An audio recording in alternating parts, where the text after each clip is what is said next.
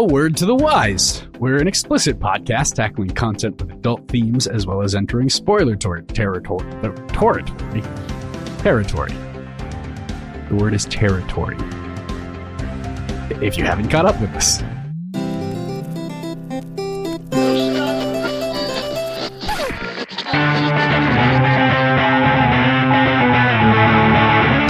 Hey there, this is Cross. I'm PJ. And we are Words and Whiskey, a podcast for veteran and novice readers alike. We tackle fiction novels and love to talk about what we're drinking. You should think of us as your intoxicating weekly book club. I'm having trouble not filling in the Word to the Wise section with where we are in the story, but I think people know it. It's in the title of the show, so it's fine. But it throws me off, yeah. And I want to keep going and riffing on it. Mentally, I'm in the same spot. I definitely get that. I'm like, the idea is for it to be more of like a upfront warning because we get into this so fast. You know what I mean? Like we go, and today is our 4th episode talking about The Blade Itself by Joe Abercrombie. This week we're reading Questions Through Never Bet Against a Magus. With that, DJ, how about that quick overview? First of all, questions. Joe, you already named a chapter Questions. PJ, there are going to be questions in every mainline book of this series. All right, just put questions I and questions I. They're just questions. Yeah, it's fine. It's okay. Do you ever think we'll get answers? No. Okay. I don't. If we do, it's not a Glockta chapter. That'd be the ultimate irony. It would be. But getting into the quick overview, I had a really short one that I thought was really funny, and then Crossland told me that the reason for this overview is so that we cover more stuff right away and get into what we really want to talk about.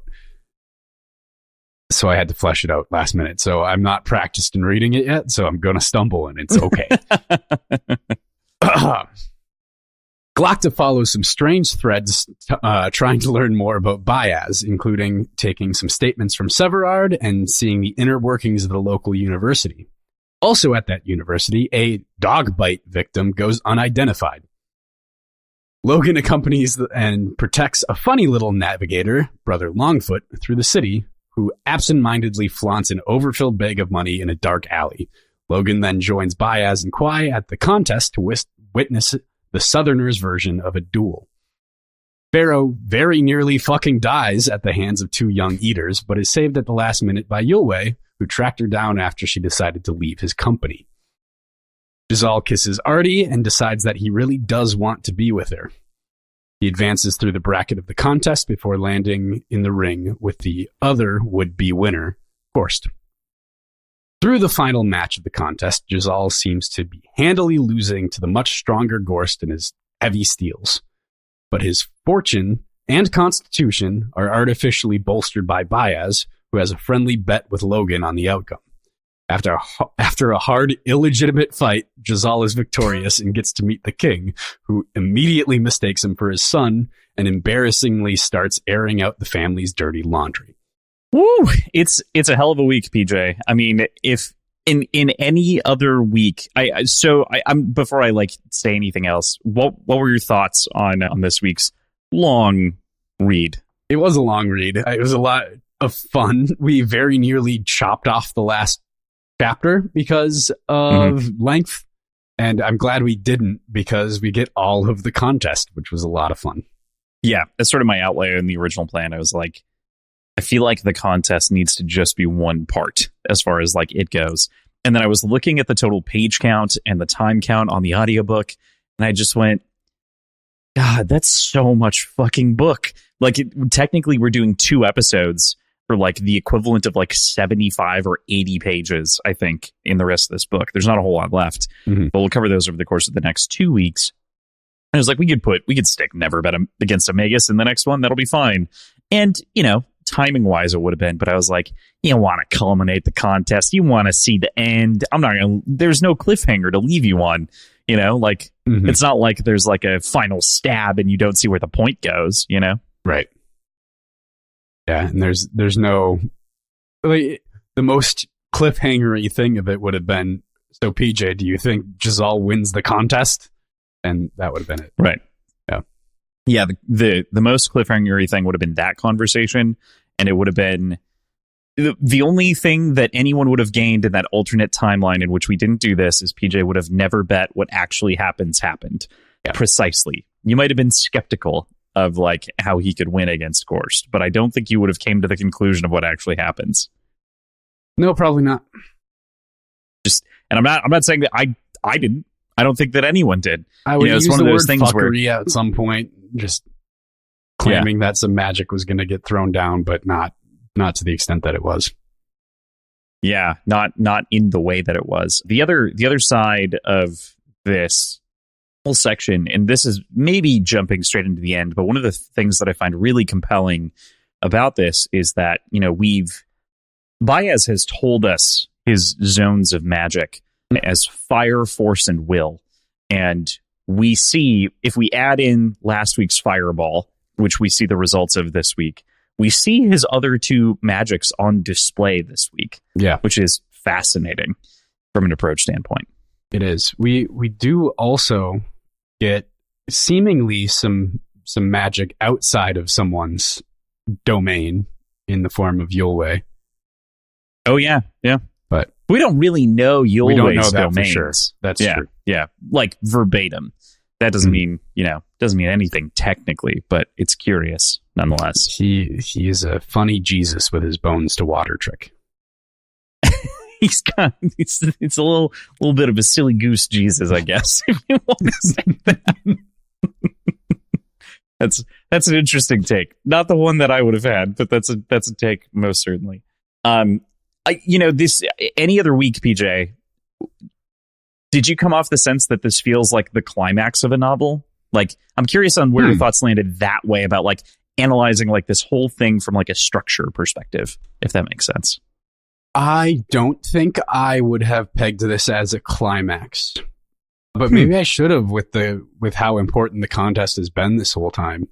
What I think is interesting is that it's just one character's climax, right? Yeah. And it's kind of atypical. A lot of the time you'll see like a lot of things happen kind of like in sequence in a novel to make like similar climaxes happen at the same time. Not to say that there isn't exciting stuff that happens in other perspectives, but really there's just this one climax and everyone else is still kind of like ongoing. Maybe that's more realistic. But there's still a number of other threads left for Giselle to follow through on and hasn't quite come to a climactic. Oh yeah. He's not concluded by any means, but yeah, the contest was pretty fucking important, huh? Yeah, I mean that's been what he's been doing the whole time from line one, right? Like of his, but that's true. Yeah, it's interesting where we've got 2 episodes left after this yet, and like here Giselle is at not the end of his story, but at the big beat, at the very least, of the story thus far. It feels. Yeah. Okay, cool. All right, well, let's get into this because we have a lot to talk about over the course of today. So we'll start with questions, of which I did make a joke of when it initially popped up of like, there's no numbers. So like if he duplicates titles, that's kind of funny, right? And you're like, it sounds annoying for us. It is. Yeah. In some version of the script I originally, or not script, of some version of the plan, I originally ended on a questions chapter, and then I decided that would give away the ghost if you looked at the schedule ahead of time. Not that starting with it didn't as well, but like, I don't know. Am I one to look ahead at the schedule, Crossland? Great question. I don't know every week I think sometimes you text me, but sometimes I text you, but I text you only when you didn't put it in the previous week's notes. Like, I go through the notes to see what I'm reading that week. That's so funny. We built out this whole website so that it would make it easy and accessible for everyone to know what they need to read. And yet, here we are. So we start with Glocta. Yeah. I'm just kidding. I just know how to navigate it. Yeah, that's fair. So we start with Glocta as Severard provides us an update as to the general goings-on of his assignment tailing Baez, Logan, and picking up details on Artie. He also brings up the building again, the illustrious man he is, saying it'll be available should they need it again next to the docks. He then sends Severard on a quest, hunt Valent and Bulk for discreet inspection, of which we kind of see the results of later this week. Mm-hmm. I don't know what it is, but conspiracy theory brain a little bit is pointing at Severard. I like him. I really like him as a character, but there's something telling me that Glokta shouldn't be trusting him as much as he is. He feels like a deep cover agent for Salt. Okay. I don't know what it is. Be careful, Glokta. That's all I'm saying. Yeah. Fair. Yeah. And Glokta is definitely in a bind, and he's very explicit with what's going on with Severard and sort of the ask and like keeping it very quiet as part of it.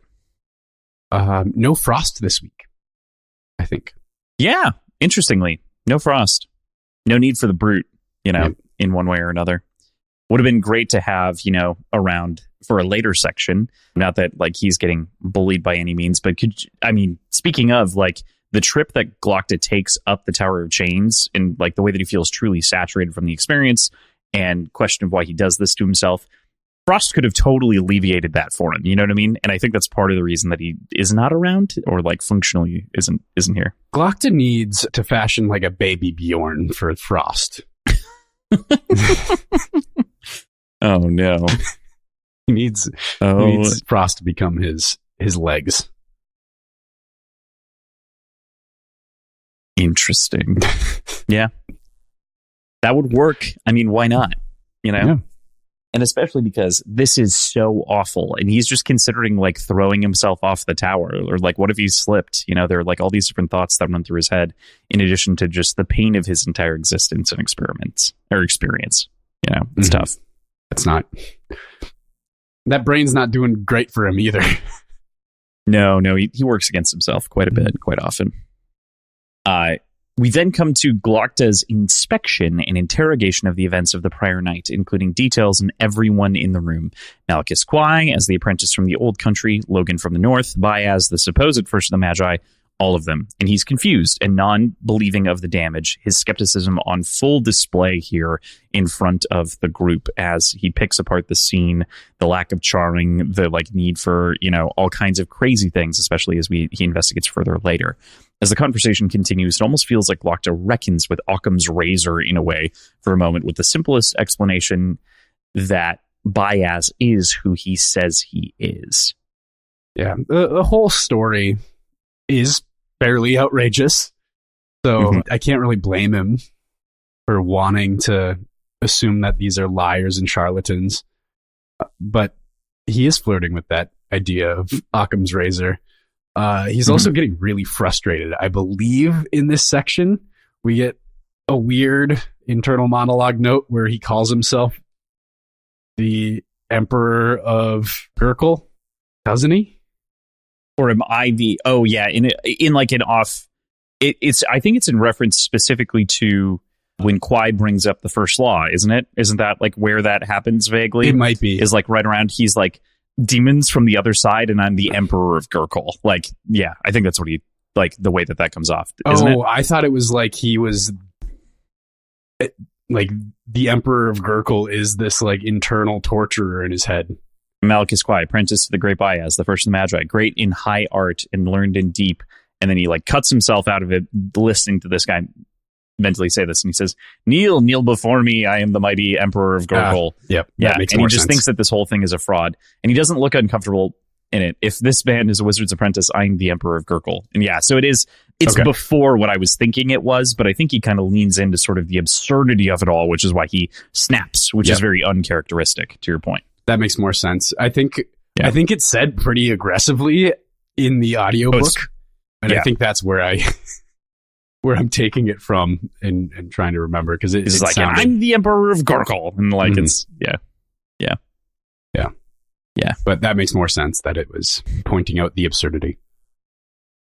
Yeah, it's just like, man, I was running with all these theories in my head about about like who this internal guy is versus who Glokta actually is. And no, yeah, it feels more like it's specific to that like internal monologue of responding to the ridiculousness, and it doesn't get worse. Like there's this menagerie of people in front of him, and then he starts getting the like this sort of like mythology thrown at him, and he's like, are you fucking kidding me? I'm here for like a clean answer. This guy says he's from the old empire and that he's an apprentice of the great wizard Baez, and like that can't be the case. And then we get the first law quoted, and there's like all this like kind of shit that gets thrown at him in this one moment. Yeah, well, exactly. I'm curious on your thoughts on the sort of pressure that Glokta feels when like Baez enters the room. Like there's very clearly like it seems very clear that he's using art, but do you think that is actually him in like trying to bend Glokta's will, and that's why he's like, maybe he just is Baez? Or do you think that's Baez? Do you think that that's like undue influence, or like what exactly is he trying to do?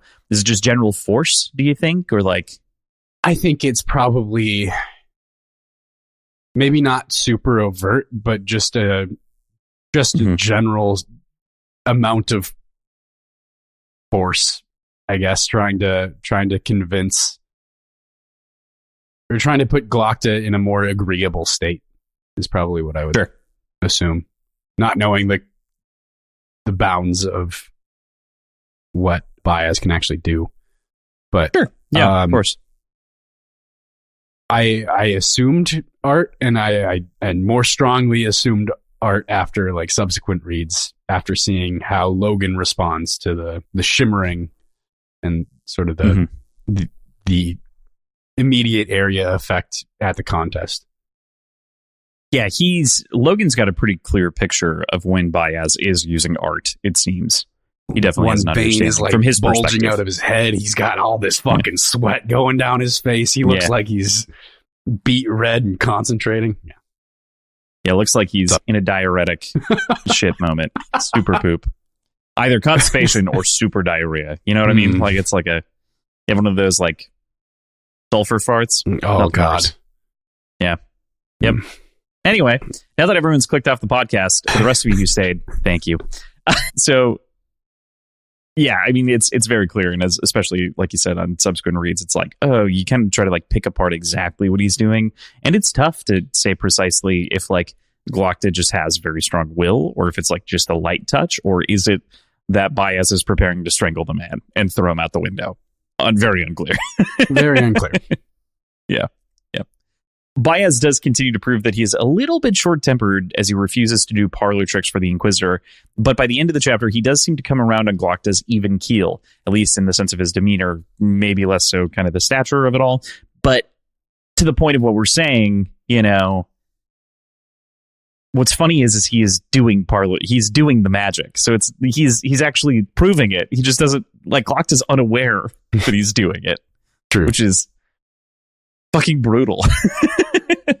I mean, he's doing it, but he's not doing it in an intelligible way, like that someone could understand. In a noticeable way, or in he's not being commanded to do it. He's not following through with a demand or anything like that. He's being obstinate, even though he is using magic at the moment. But he's gonna have to prove himself later anyway. There's nothing for him to really. There's no reason, I guess, in Baez's mind at least. Like, he doesn't know who this fucking guy is, and or why he would need to know that Baez is who he says he is. And like, I'm sure there's some amount of enjoying being disbelieved a little bit from, like, he seems like that kind of guy who just he's like a little petulant. That way. Yeah. So I don't know. Makes sense to me that he's going to be obstinate like that. Yeah. He kind of likes to prove the point and be like, you know, unassuming, especially given like the fact that he doesn't look like a wizard, which is why he dresses like one to play for the people in court. Like, it's very, he enjoys a lot of this at the very least. Mm-hmm. It's interesting too to think about the fact that the Inquisition comes back here. We learned way later in the university that Baez founded the Inquisition, which is also just like, oh, like this is his thing. No, seems like a lot of torture shit and is everything his else. thing within this city. Yeah, very true, very true. We'll get more specifically into that, but just that like note in particular of like his own institution coming back to like be a pain in his side is kind of funny. It's pretty funny. All right. With that, let's go into nobility. Giselle shaves and reflects in his gifted mirror from his father on his genes and good looks, again reiterating his classism, as it's clear that no commoner could have a chin so grand. Shortly thereafter, he finds a note that leads him on the quest for the rest of the chapter, and he's not sure how to feel about it. I think this immediate section is also where we get some small line that might point us towards the idea that Giselle may not actually be his father's son, which doesn't feel incredibly immediately important, but does feel like it'll come into play later. Just remarking on some physical attributes that he has that his father and brothers don't. Yeah, I mean, he says that he looks more like his mom, you know? Yeah. But there was something specific. Mother side of the gene pool. Like, maybe it was the chin, maybe it was something else, but... Yeah, I mean, he specifically remarks that both of his brothers look ugly by comparison, like, and he got all the good genes, right? Mm-hmm. Like, I think that's like sort of the specific lines. He's like, come to think of it, you know, I think he literally says, come to think of it, you're an admirer, not too heavy, not too brutish. Had there ever been a jaw like it? Perhaps some king or hero of legend, once almost as fine. It was a noble jaw, that was clear. Must have come from my mother's side of the family jaw, I suppose. His father had a rather weak chin. His brothers, too, come to think of it. You had to feel sorry for them. He got all the looks in the family. Mm-hmm. And most of the talent, too. Which is just, all right, dude. Yeah, it could just be him boasting about himself to himself. But I don't know. I'm on hunt for little bits of information mode while I go through this, so I don't know. Yeah, totally fair. We then come to the scene of the contest, and he's joined by West and sizes up the competition, including the formidable Gorst. Shortly following is the announcement from Hoff that the contest should continue, to much aplomb from the crowd before the contestants of the contest are presented to said crowd. And the contest feels like a Ren Fair style presentation, but like just the dueling ring, you know? Yeah, I was ready for stakes to be higher than we were expecting, like an actual fight to the death scenario for this contest. But it makes the quite. Times that they didn't use blunted steels all the more interesting. You know what I mean? Mm-hmm. Yeah. Yeah.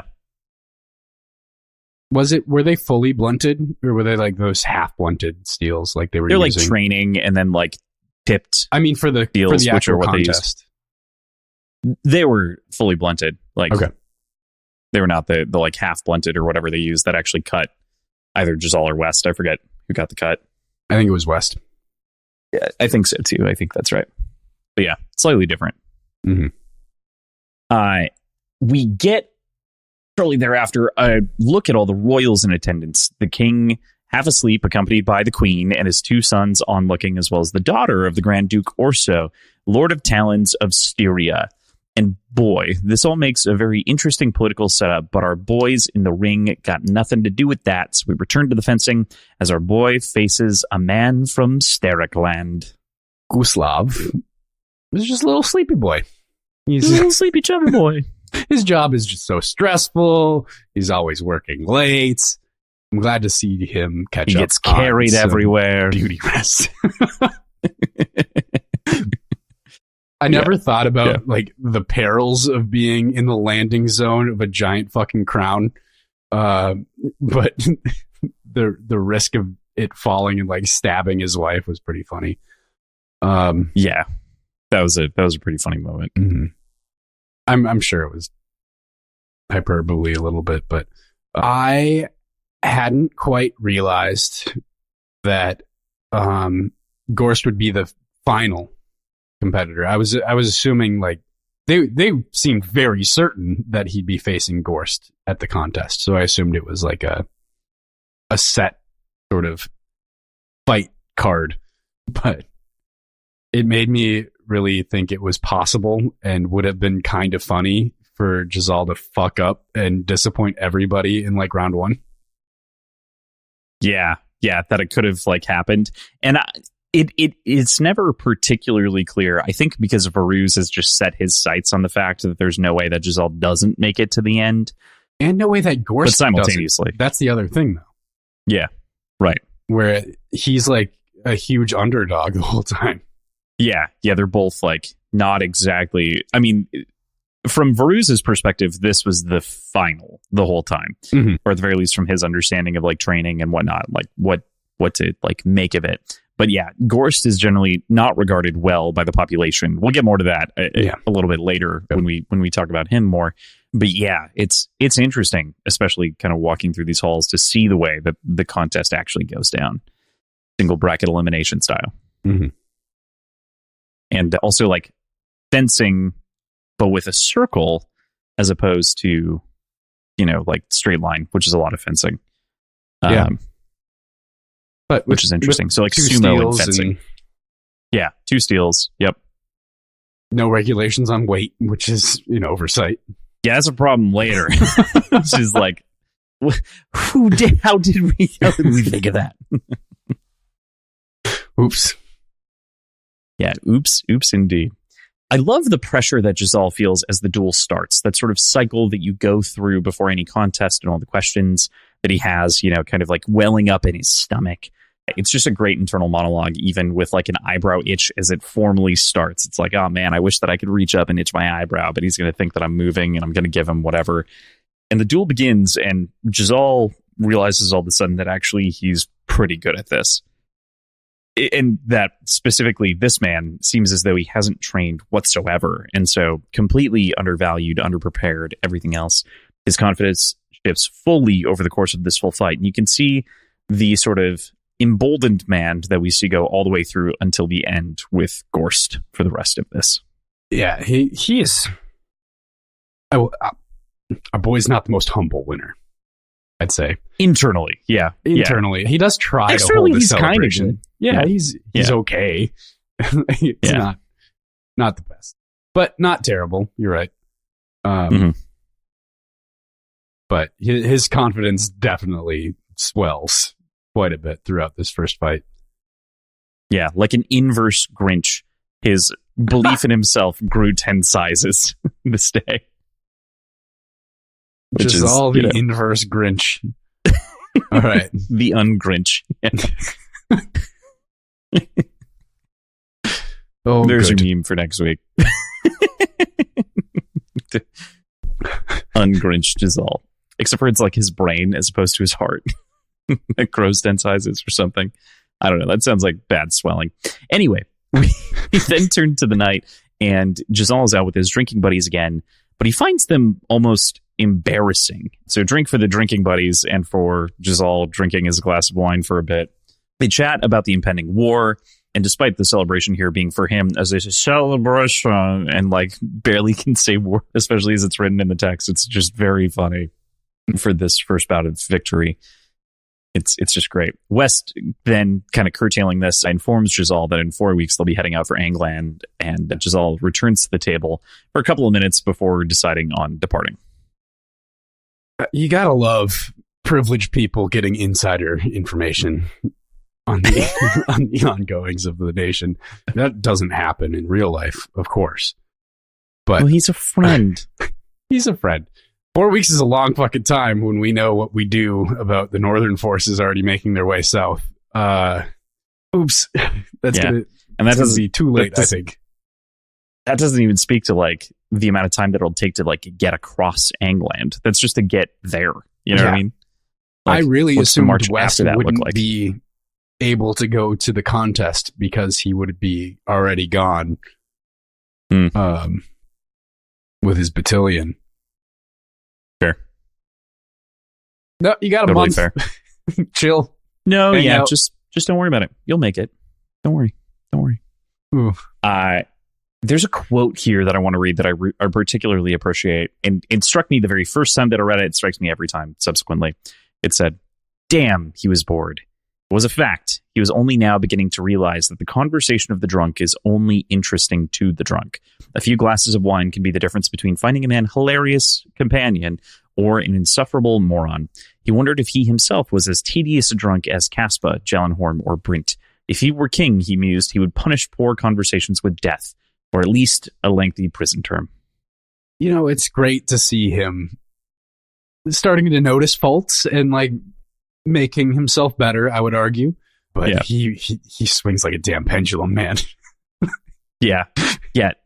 Not only does he swing like a pendulum, but like his response to this, although internally I think intended to be humorous, is also like so extreme. Yeah, he doesn't like have any chill. Even for an internal monologue. Yeah, no chill. Mm. He's full on extremes. It's a good quote. We then, after that, meet up with Artie, and he explains that it was mostly West's fault that he had stayed away, and they share their first kiss. I find it interesting from the perspective of Giselle as his internal monologue runs that this kiss is entirely on her. She's moving her fingers on his face. There's the lips, and there's like all of this. It's a full paragraph, and it's only ever her. It's never him interacting back. I'm not suggesting that he is like cold fishing it and like not a engaging. couple little moments where he admits that he does something too, but they're few and far between at the very least. Yeah, I was going to say I don't think that it's like admitting to it so much as it is like I don't think it's literally. I thought it was something with the tongues. Her tongue lapped at his gums, at his teeth, at his tongue, and she made little sounds in her throat. So did he, perhaps. He really wasn't sure. And so that's where it turns. Yeah. But up until that point, it's all her, right? And so it's like this entire kiss is just her and on her. I really hadn't keyed into that, but it's a really great point. And maybe it's a way of him internally just kind of justifying mingling with her, despite the directive from West, his friend, not to, and the class mismatch that he's always going on about. I could see it being just kind of a thing that his brain is doing to make it feel okay. But yeah, I hadn't noticed that. Yeah, it's interesting. I don't know that there's a solid answer to your point of like this. Is it the class thing? Is it West? Because he even says that like his mind was in his mouth, and there's this idea of like, is he going to say something? Is it going to be something else? Or is he just on autopilot? Or is he himself? Exactly. And he's just like really focusing on what she's doing. Yeah, and he can't do anything else. He can't think anything else. He's just where she is in the moment, and it's this interesting combination of like that's really like cute and like a good thing for like that sort of intimacy between them, provided that's what it is. But it's kind of left ambiguous for us to read into it. Not unreliable, just ambiguous. Yeah. And then the final confrontation, of course, of like Artie, and he's like clearly going to address it and says, "When can I see you again?" as opposed to fucking doing anything about it. Yeah, he's not good at hard conversations. Not or doing something difficult in general. Yeah. He faces a lot of difficulty here. I mean, for a variety of reasons that we've chatted about previously, but it's like, man, tough. And the chapter ends in just a gloriously Joe Abercrombie way, which is with a nice stinger of shit. Shit. Yeah. So good. All right, cool. With that, we move into dark work. We return to our group of Northmen in the perspective of Dogman. And man, this opening paragraph of this chapter is maybe my favorite of the whole book. It is so, I mean, it's not like pretty. There's nothing pretty about this, but it is visceral and descriptive in a way that I think is just fantastic. A burning thing can make all kinds of smells. A live tree, fresh and sappy, smells different ablaze to a dead one, dry and withered. A pig alight and a man smell much the same. But there's another story. This burning that the Dogman smelled now, that was a house. He knew it, sure as sure. A smell he knew better than he'd have liked. Houses don't burn on their own too often. Usually there's some violence in it. That meant men around, most likely, and ready for a fight. So he crept right, careful, down between the trees, slid on his belly to the edge, and peered out through the brush. It's so good. The houses don't burn down too often on their own is like a good, insightful little bit. And that it's usually adjacent to violence. Yeah. At least in his experience. And again, from Dogman, it's all smell. This is all smell because that's what he's known for. And so it's just like this subtle nod to his capabilities and like what he's good at, in addition to being so descriptive as to ascribe intent to everything that he's smelling and like the direction that this next thing is going to go. Yeah, it's incredibly insightful. You know, to put a fine point on it, he knows what's about to happen because of his nose. The nose knows. Nose. I really appreciate Dogman chapters, period. But like this one, the opening is very strong. So we get arguing from the named men before Dogman turns their attention to the burning farm and the dark work of it all, dead bodies hanging and the like. They assume it's Bethod's folks and continue to follow the tracks and find them all laughing around the fire. They settle on weapons to sort this out based on the crimes that they had committed at the farm. A hanging child among a hanging family. That was just a step too far. We get some more insight throughout this section that's not nose related. I guess could be a little bit, but they're sort of following the tracks of these guys who are not at all trying to hide them. And I think it either points to either very little familiarity and experience in doing something like this, or very high authority and feeling invincible and not needing to conceal tracks. And either way, that's kind of, well, I guess one's a more dangerous situation to get into than the other, but I think both are kind of true in the end.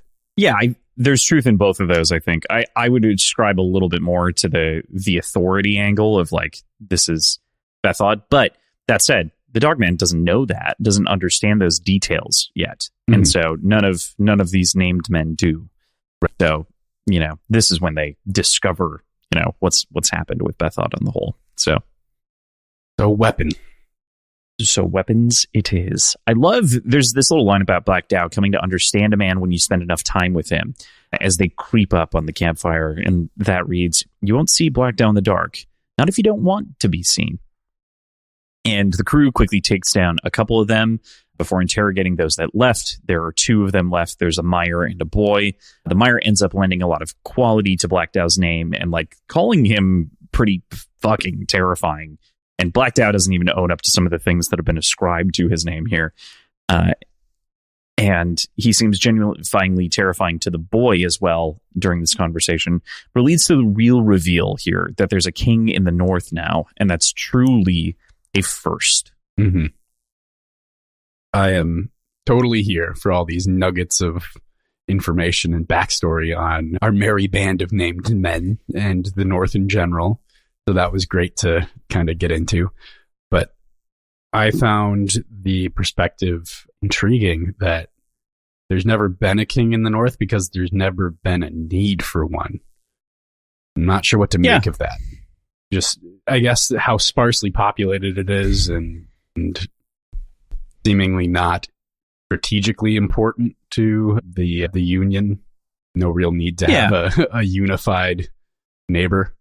Yeah, I mean, I totally understand where you're coming from. I think that at the very least, as far as we are in the story, what we can kind of gather is that it's sort of tribal in a way, where it's like the strongest wins if there's something that needs to happen. If someone does something wrong, it seems like people generally are dispatched to take care of it. It seems like there are like little fiefs, and like compositionally, they're all Northmen that are kind of led by these chieftains of sorts. And like that's about all that we have. Right. So yeah. Moving into kind of the tough part of this chapter, of course, we get to the deserved execution of the Meyer for his part in the evil at the farm for collecting taxes on behalf of Bethod. We kind of get that explanation. But then we come to the boy after, and what's done to him, I think that's a harder pill to swallow, as he's executed for something that is essentially no fault of his own outside of wrong place, wrong time, wrong chieftain that he's been following. Yeah, it's pretty tough. I don't know that I entirely disagree with their decision, though. Like, it really seemed to boil down to either take him with them and hope he stays with them, or don't let this information get out, and the only way for that to happen is to kill him. What's interesting about that answer to me is that the very next thing they do is settle on what they're going to do, which is they're going to go tell Bethod anyway. So, like, what's the problem with letting the kid go? I think Bethod himself isn't the important one. It's all of Bethod's men that would take it upon themselves to hunt them.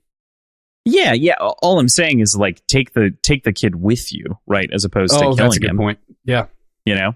Because if all you're doing is going to Bethod, fine, you know? Mm-hmm. Like, I think that this is a harsh decision made quickly out of quasi necessity. Like, I understand in the same way that you do, but they're also executed the Meyer for killing a boy, and then they're pulling this off with effectively someone that they think is like 18 years old, roughly. Like, he's really a young man that they're ascribing to a boy. Mm-hmm. Like he's a literal soldier. Child. Yeah. He's in Bethod's employ. Yeah. Right. As a tax man. Yeah. It's tough. And, you know, I don't want to by any means, you know, it's very gritty and realistic. And I think that I definitely understand the decision to the same degree that you do. But I feel like, now let's hold off for like 5 minutes and decide whether or not we're going to kill this boy. And maybe they come up with that idea a little bit like 3 minutes later.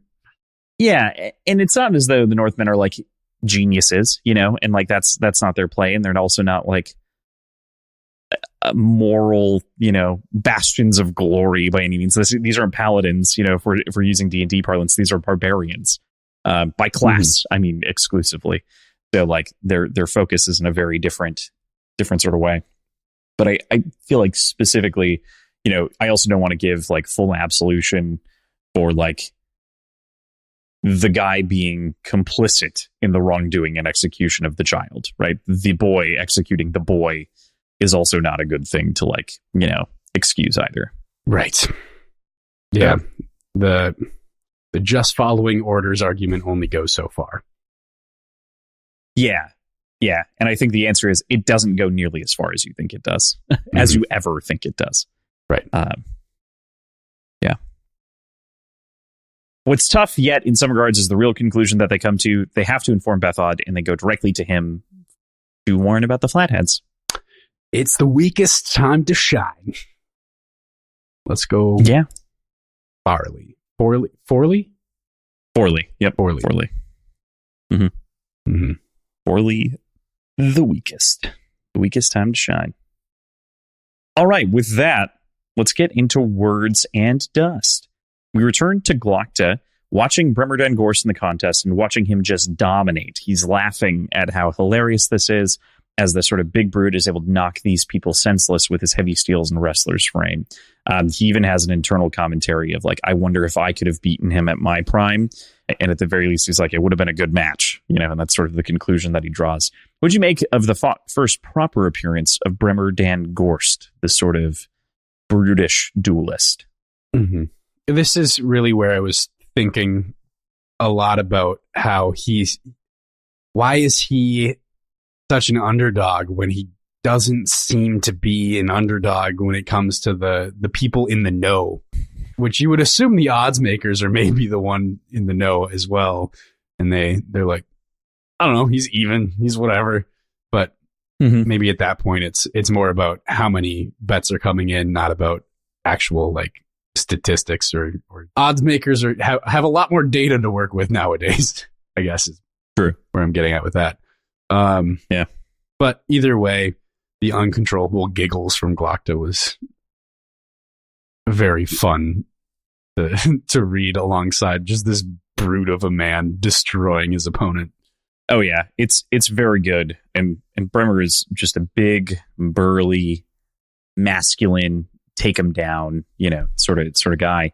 The thing that I particularly appreciate about the sort of look here that we have at this whole situation is Glokta's experience in this, and it is kind of a little bit like, oh, the youth aren't that talented, sort of from that point of view. But there might be something to that. I mean, like there might be something, especially from an external perspective. It's like, do we believe Glokta like at his word because he is so, from an internal monologue perspective, he's so consistently like true that like maybe the duelists actually are bad now compared to his time, you know, like maybe everything has gotten worse and different. I mean, I took it at face value simply because of the state of the army that we're looking at. Yeah, right. Like, exactly. It seems that this this country has had a long, fortunate stint of no real like need for skilled warriors. So people aren't taking the time to devote their lives to fencing and sword mastery. So, or there's the other side of this too, that we are post. I'm in on that description. There's the other side of this too, where we are now post this war with the Gurkish, and maybe all of the good ones are dead. Yeah, and maybe the youth died in battle, and like the good ones aren't left to, you know, be the crop that they should. That's a very good point too. I think it's kind of like a horse apiece, you know, on either side. Like there's the prosperity angle of like, oh, like it doesn't feel like we have the good ones, and then there's the other side of like, well, maybe they didn't make it. Yeah. Or the ones to train the new ones either. Oh, yeah. Yeah. I mean, for instance, Glokta can't train anyone, and he won the contest, you know? Mm-hmm. I mean, maybe he could, sitting on the sidelines, but he can't be an example, which is tough. Yeah. Proceeding to the university, we find one of the oldest buildings in the Agriont, and it just furthers the notion that this city, this nation, doesn't really invest in education. I don't know if you've picked this up, but like no character seems particularly intelligent. No. There's a couple. There are a couple notable ones. There's a handful. Glokta is pretty smart. One would argue that could be because of the amount of time that he spent in his own mind. That could be. But I was going to point to Artie. Artie's also intelligent, but you know, she's Angland as opposed to this area. Yeah. We then meet all kinds of different adeptuses in their fields and get an understanding of the university as well as their needs for coin. Glokta even has a little glass of wine while talking with the group of adeptuses as they sit down for a little meal. He is then led down to the lab with Adeptus Sarazin, the master of chemicals, of whom presents an early form of gunpowder. Also, drink for the wine. Cheers. Cheers. This is a pretty sad showing of a university, to be sure. It is funny, but sad to see these aged adeptuses competitively like begging and bragging for funding and to show their work is valuable to the Archlector, who I'm not quite sure where that connection is made. Like, is the Inquisition in charge of the university then? Like, if they are appealing to the Archlector for funding, or is it just the closed council? I feel like it's just the closed council. Okay. Yeah, I feel like that's the angle. Is more like, oh, we have the ear of someone that's close to the closed council, and so that's sort of I think the mentality. That makes more sense. Yeah. So that leaves them in an odd spot where they're begging for money to continue funding in a dilapidated building that is very old, as we come to know and understand. Like one shade above pitch darkness in this like eating hall. Yeah, it's such a weird scene to jump into at a university. Mm-hmm. Especially considering like everything else is so well founded, informed, and like here, you know, it's all fleshed out so well. And like every building that we've been in has been like grandiose for the most part in the Union. Not that there aren't the impoverished. It's just interesting that you wouldn't think that the university is among the impoverished. Right. It gives you an idea of the system on the whole. So we then come to the relic of an Adeptus Historical, and they ask about bias. Oh, wait. Did you want to talk about gunpowder at all? Oh, sure. What were your thoughts on Sarazin and like that whole thing? Well, first of all, we really, in order to get a good view of Sarazin, we need to see his acids, which he's very proud of. He's like, but wait, my acids. And like that, it's so funny. Mm-hmm. But very funny. This definitely seemed like black powder. Maybe an unrefined amount of it. Like, but I don't know. I don't know if it's really that much that far off of actual gunpowder. And I'd wonder how much gunpowder you would need to blow a hole through a 4-foot concrete wall. It might be barrels of it today, even. Yeah, I mean, to that point, it's like glycerin and all the other stuff that like really kind of notches it up. Correct? Mm-hmm. Like, yeah, it's all of the other additives that really change gunpowder into dynamite, including pressure in like tubes and other things that are just like, lighting it up open on a table. The tubes are the important part. The tubes. Yep, exactly. You heard me here first, folks. It's the tubes. That's the only thing that matters.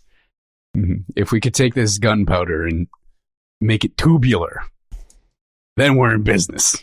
But I think this means if we're not already at an age where firearms are starting to become developed, we will be soon. You think that they're going to put more money into this? They don't seem to be putting any money into it. Paying attention. I mean, Glock has seen it in action. He's been underwhelmed by it because he's looking for something that can do a lot more than that. But I don't know. It feels like he could maybe come up with an idea. Totally. But go ahead. But acids, man. Acid cannons. Just imagine. Those can go in tubes too. God. The out of context there is so good. Or without providing any context on what I actually meant. It's good. No. But what was I was going to draw this back on a little something here in relation to Sarah's end. Oh, the entire idea that, like, if we look at the world, if maybe there had been more money invested into the university, we might be dealing with a world that would have guns in it at this point because of this, obviously. Like, it being this sort of like secret, dark, discovery in the depths of the university. I guess it is an oddity. Also doesn't have to necessarily come from the Union, because this is gunpowder collected in the far south, right? So there's another country below Gurkle. Apparently has more ready access to this powder. Yeah. So if guns start showing up, they're going to have to figure it out pretty quick. Yeah, that's a very, very different sort of thing to tackle. So we then come to the relic of an Adeptus Historical, and they ask about Bias and note that the first of the Magi is also given the first letter of the alphabet as a name. I thought that was just like a fun little weird fact that that is like tucked in. Oh, the first letter of the alphabet is B. I took that as the first letter of the alphabet is Bias. Interesting. I mean, it's such a loosey-goosey thing that I don't know if you're right or wrong. Like, it's just like one of those, like, it's such a detail that it's like, it's not really, I don't know. But regardless, it's either B or Bias, no matter how you shape it, which is just kind of absurd. Still, fun note to kind of append in here as they dive into these like really deep historical parts. We get a little bit more history on Bias from this aged man that is like dry paper, and we get the story of him like first arriving in Adua during the time of King Harold the Great, taking the council, setting up like the entire system of government with him, in addition to sort of revolutionizing the way that the Union existed. Very curious on your thoughts on this whole stretch. Well, first of all of this is just as the stories go. So, take that with a grain of salt. Given how sparse the information is, I'm curious of how much of this is actually real, how much is embellished. It seems like most of it's at least rooted in truth, if not all of it. If it's not like direct, absolute truth, it seems at least verging on the truth. Yeah, it feels. I would agree with you on the whole. I feel like it is. There's something to this, and whereas the university, I think, deserves its credit for being a like actual house of knowledge and learning, and so there's seemingly like some legitimacy here, and I think this is just kind of further steeped in legitimacy because of that association, right? Like he does kind of paint it to be as the myths go, like as you were saying, so the stories go, and like this whole thing kind of has this brush of mythology on top of it because it seems so implausible. But do you think it's plausible given everything that we know? Oh yeah, totally. The Bias is just a couple thousand years old, casually. Okay, cool. I'm just being the Archlector Salt and letting you be Glockta. He's aged meat. Aged man meat who just got soft knees recently. We break from there and get more of our world's mythology fleshed out, as well as we come to understand the tale of the master maker, Canadius, the brother of Juvens, and the fact that he was killed by Bias. We then get a proper but damaged recounting of the tale involving the siege in the house of the maker and Bias sneaking his way in. Little footnote on the maker's daughter and both this concept of the seed before the maker was thrown out of the building, burning and smoking onto the bridge below.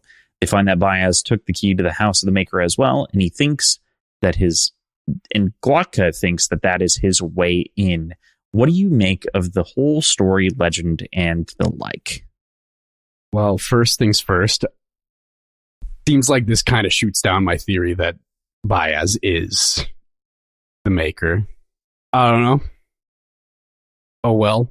This section Did of anyone the see tale, the maker and Bias in the same place? Well, somebody did if they were going to write this down. Are you sure? No. You know what I mean? Like, is Bias suddenly at the bottom? You know, the maker falls, nothing's left. Bias was hungry. But this section of the tale definitely feels the most possible for embellishment and story weaving of the whole set. Of the pair. Yeah. And most importantly, of course, is the key of which was just a throwaway line. He's like, oh yeah, he has the key too. The what? Yeah. The key might be the key to everything, as it turns out. So, cool.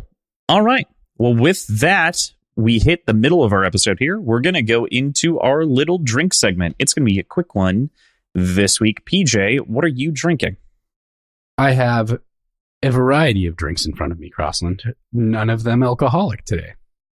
Woo! So, I have It's a late Sunday night, folks. Fruit AHA sparkling water. I'm actually really liking this brand of sparkling water. It's like AHA's great. Yeah. Yeah. I don't think I've had it before. I might have, but I definitely haven't had this flavor. But it's nice and tasty. Target's brand? No, that's not Target. I picked it up at. Where did I pick it up? I forget who does AHA. Anyway, yeah. I can't remember. But yeah, got that. Nice, like much more intense flavor than something like LaCroix, which is appreciated at times. And my back half seltzer is Spindrift. I had written it off for a while, and you convinced me to give it a try again, and I'm pretty sure it was just the mango flavor that I had that I didn't like. And this is the strawberry lemonade flavor, and it's very good. That tracks. That makes so much sense to me that it was mango. I also don't like mango flavored things that much. So I like mango in things, but mango flavored things are a little weird for me. Glad that you give it a go again. I am mostly similarly following suit. Again, I mentioned that it's been a very long day for me at the very least from just doing a ton of stuff. And we were a little bit later than usual. So I am only having a beer, and I started drinking this beer during D&D, of which I also had today, and then had a 30-minute break between. And I opened it at 3, and for everyone's edification, it's 9.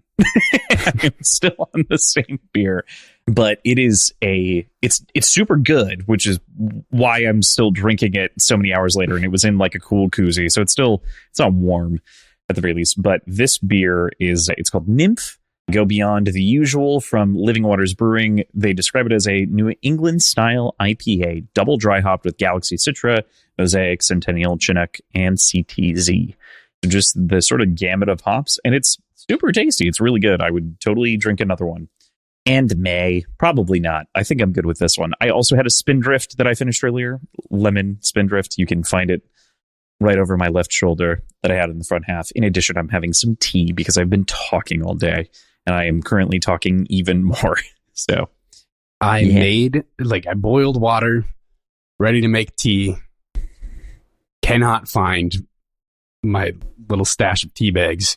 Don't know where it is. No idea. So we couldn't find the tea bags when I was there either. Although I think you said you just didn't have any at the time. Yeah, I bought some a couple weeks ago. And I've had one cup of tea from that box of tea bags, and it has been nowhere. I don't know where it is. The ghost of tea past is robbing you because you didn't have any tea for me. Just kidding. All right, cool. Well, with that, let's get into our back half here. The remarkable talents of Brother Longfoot. And now, PJ, we come to one of my personal favorite minor characters of all time, Brother Longfoot.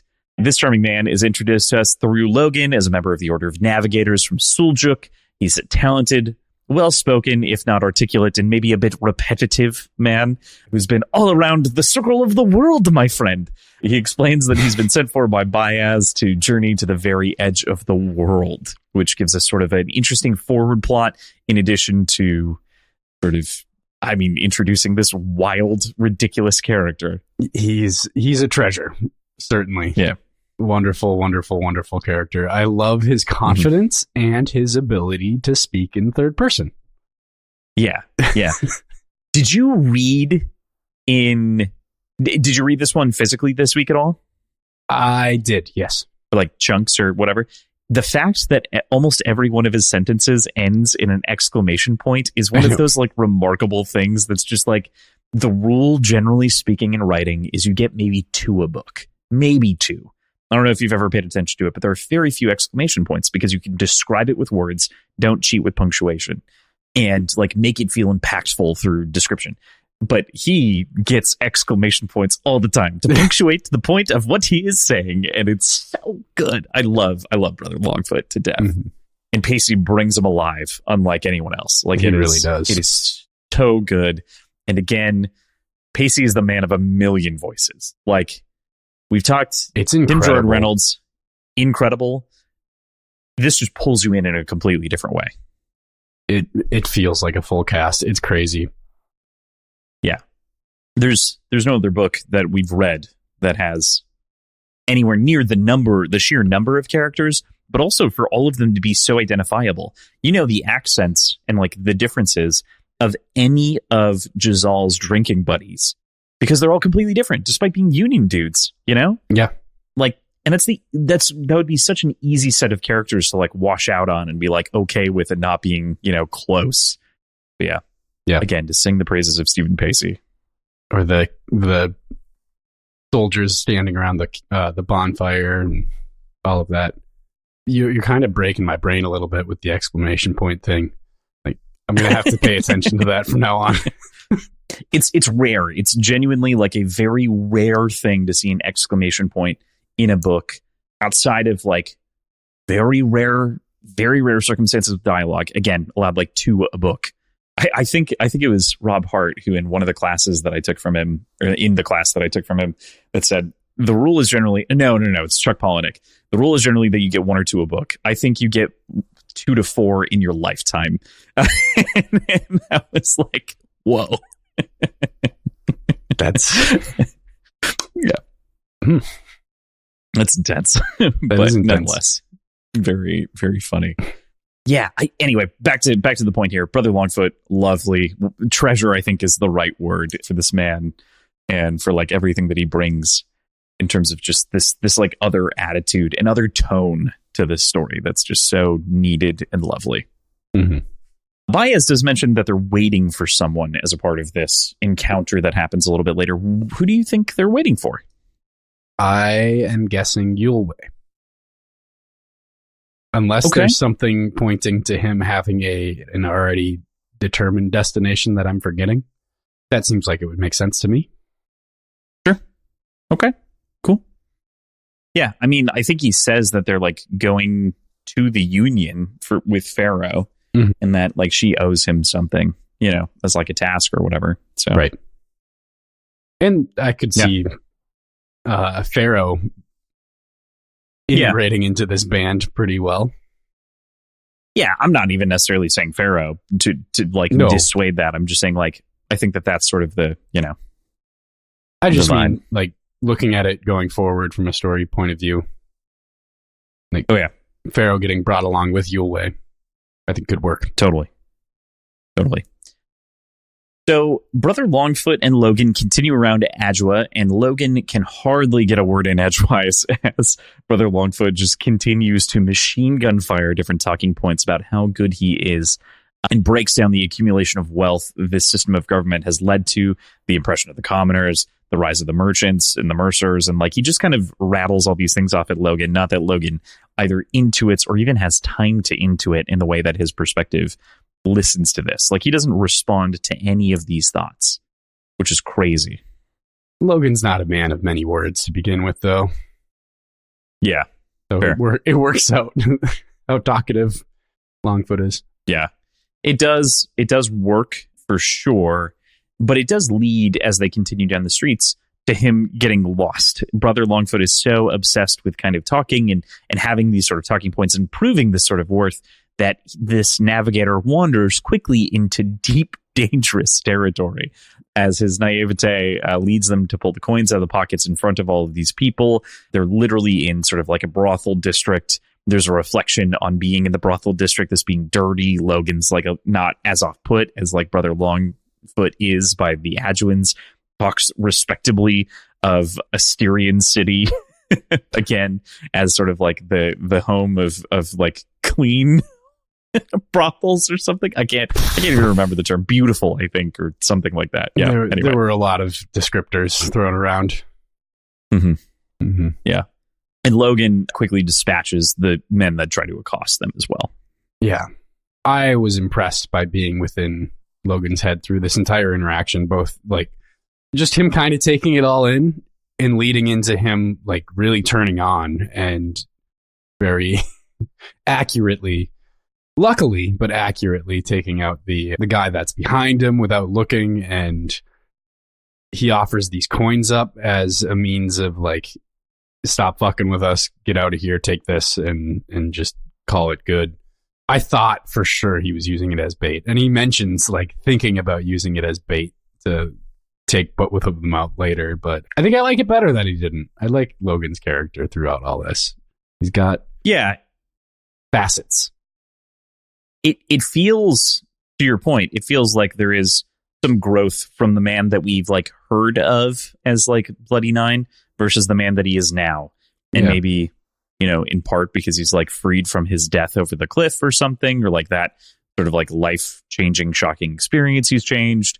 There's all kinds of reasons, or even just like the reality of, you know, being exiled by Bethod. There are sort of all kinds of results here that have led to this man feeling very different potentially than the man of the myth of the legend of the Bloody Nine. Yeah, I guess that's kind of my point is maybe his reputation's a lot more gnarly than like, I'm sure he's done gnarly things and deserves that reputation, but he seems like he's just a lot deeper than what that presents to us as an idea of who he was.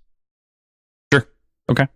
We end the chapter talking about Suljuk and most of his compatriots' talents with open hands or a variety of weapons, but Brother Longfoot's skill lies in hiding. And I can't help but like a giggle at that idea, especially as it closes out the chapter in such a perfectly edited way. Yeah, we regularly talk about the comedy within this book, and it's so perfectly sprinkled in a way that like I would never call this book a comedy, or that comedy should be tagged into like one of the even minor sort of subcategories that this series is in. I think it does make it stand apart from a lot of the other books and stories that I've consumed in general. Yeah, I mean, Abercrombie is often referred to as the Lord of Grimdark, right? Because in part, you know, in jest is sort of the way that name was kind of awarded, I think. But he does write specifically Grimdark, which is intended as sort of dark gray, kind of nebulous in ways and morally, you know, questionable things for different characters and perspectives. But I think what separates him from a lot of the pack is his humor. And that makes it all digestible as you're able to continue to read, because it's like, oh, you get hit with like a good joke and a good character and a good bit.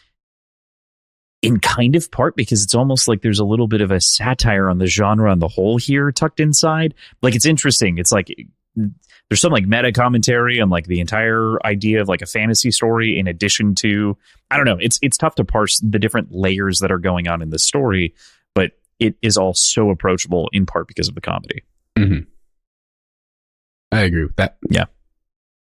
And again, not comedy subgenre, but like I would absolutely tell someone that it is a incredible story with awesome characters and is shockingly funny and very painful in times and moments.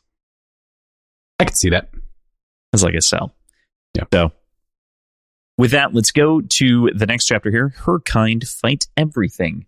Yulwei and Pharaoh approach the city of Dagoska, the Union's thorn in the Empire's side, the city across the sea that we've heard so much about from the Open Council. Pharaoh is left alone while Yulwei heads off to do some scouting ahead of them, afraid of eaters that might be chasing them. And Pharaoh runs back into Gurkul away from the Magi. Oh, dumb. I should, like, I can't have expected her to, like, completely change her worldview yet, so I'm not terribly surprised, but, like, that she would have taken an opportunity where she's alone to, like, not leave Gurkul, which is something she was pretty against, but it's just so fucking stupid. And the other side of that, too, is, like, she's been trying to run for a very long time, and she's finally been able to. And, you know, in some subtle way that I'm sure someone of whom has gone through experiences like her, she is escaping what she views to be like another trap, which is this sort of implied service to Yulwei. Yeah, that's true. It's not the same. And she needs to be kind of like nuzzled out that it's not the same and like, you know, feel that, but her reaction isn't shocking to that point, to your point. Like, it's dumb, but it's not shocking. Right. Yeah. So she awakens the next day, having crossed a river and like tried to bury her tracks and prevent any sort of tracking, to the call of two voices scouting for her. And she runs, and they are immediately able to sense her, and four men on horses, Gurkish men, chase her down. The woman is almost proud of Pharaoh as she dispatches three of them with her bow, with her sword and the last with a sword as the peanut gallery weighs in on her slaughter.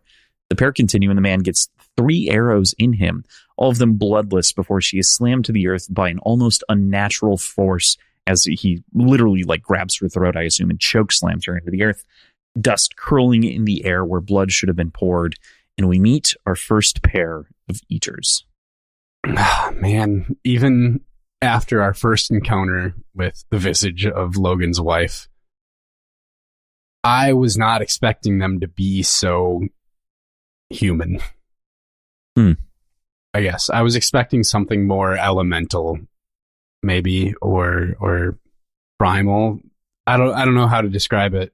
I feel like they are kind of primal, though. They are, but like, I don't know. These feel more vampiric in nature, as opposed to something where I didn't expect it to be like their natural form to be the shape of a human. I expected like whatever showed up to Logan was entirely a projection.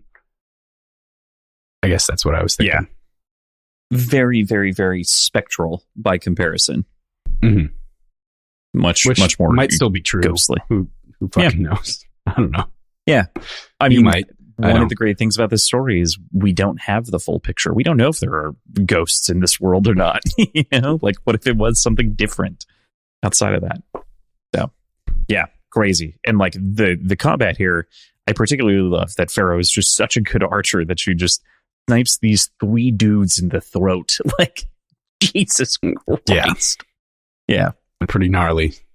Hits the same target again 3 times as he's running at her. Like, she's fearsome. She's an archer, a ranger for sure, by most accounts. So, and then after losing to the Eaters, Yulwei arrives and hints at something we chatted about last week, but also gives another almost confrontation of sorts. Yulwei knows Kalul from a long, long time ago. Yulwei points out that they have broken the second law, and there must be a reckoning for them. He quickly dispatches them, turning one's bones into the water and the other's insides into fire before Pharaoh passes out and understands that she should follow Yulwei. These are some pretty nasty ways to die, man. Oh, yeah. Yeah. And like I mentioned before, this is sort of seems to be our first example of a magus using magic outside of their normal discipline. I don't know that for sure. Like, we don't know Yulwei's breadth and width of expertises, but seems to be something different. Yeah, I definitely feel different about Yulwei's magic. I don't mean like differently than you feel. I just like thinking about it. And this just came to me in a moment of flash as we were kind of thinking about this. What if Yulwei's magic pertains to like the body and like an understanding of composition of people, and so he can change the composition because he understands. Or that mess makes with. sense, I suppose. I think it does. Yeah. All this to say, maybe this is like the slightest hand reveal that I've maybe ever given on the show, but I don't think we ever get that revealed to us. Okay. what his study is, what his focus is. If we do, I do not remember it, and I am purely speculating. But that's just mostly like, it seems logical. There are a lot of small details in this story, and I didn't even, PJ, I can't tell you, I didn't even pick up that Biaz's was will and force, just because fire is so obviously prevalent. I totally missed that in my very first read through entirely. So, gotcha. There's a lot of small things that I'm trying to like bring to the surface just to like make sure that we don't like collectively miss, of course, for the context of the show, but then in addition, for our speculation and benefit. And this is one of those, and it makes me lean that direction with Yulwei. Yeah. I'd buy it. Yeah, and again, I might totally be wrong when we stumble into it in the future, but I don't think so. I think this is something that I'm comfortable on speculating with you on. So, okay. Moving on. Oh, before we move on fully from this, there's also the word of Eus, of which is mentioned here, and this is the first time that name has been mentioned, and it's a sort of disrespectful thing from the Eaters. I'm curious on who or what you think Eus is. Feels like maybe another magus, but that's all I've got, man. Sure. Okay. That's so cool. It's full speculation. So, All right. With that, let's move into the next chapter. She Loves Me Not. We pick up with our second duel of the week, this time with Jazal and Filio Asterion.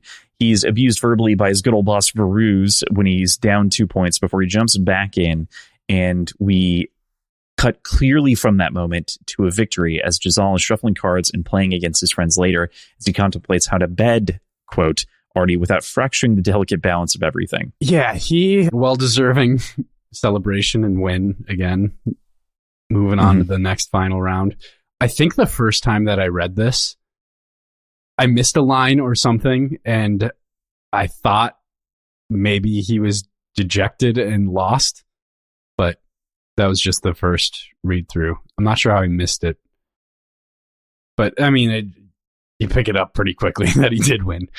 So, Yeah, I like how thoughtful he's being towards Artie in this moment leading up to some less than savory conversation.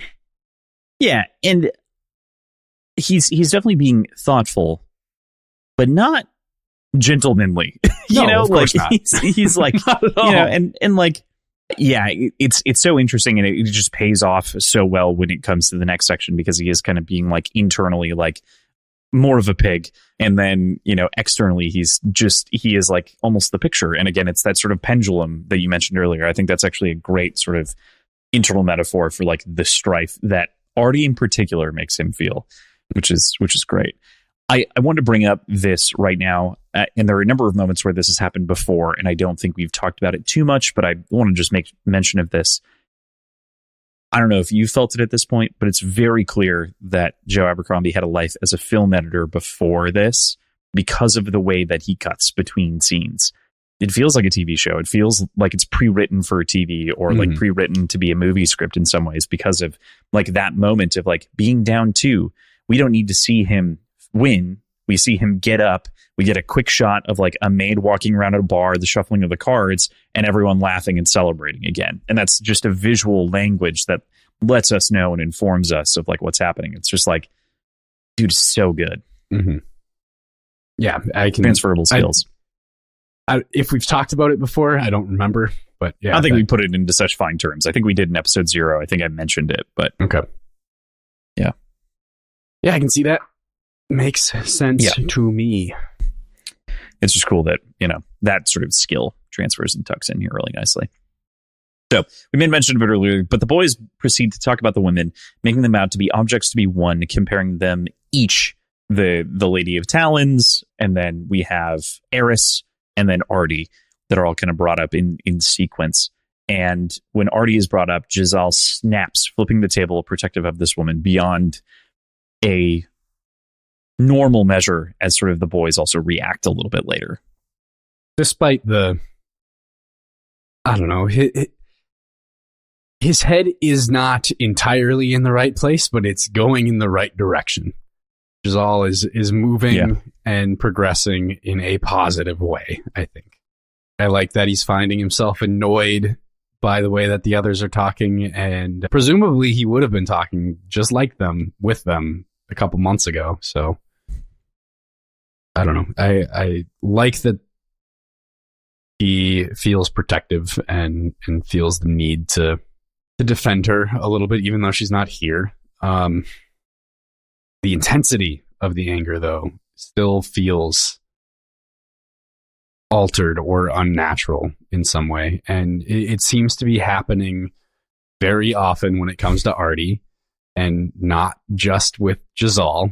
We get Colum, obviously, in that fit where he doesn't realize how hard he's holding Giselle and yelling at him, and has this big fucking headache about it and all that. But also, to a lesser extent, Glokta and his dreams and his like immediate sort of dislike of Giselle as a result when he's thinking about Artie and Giselle together. So I don't know. It just feels like there's something about that woman. Fair. And, you know, it could be any number of things. Obviously, we don't have anything super serious to like dive into in that regard as of yet. But I want to bring up kind of your point that you're making about Giselle and the direction, right?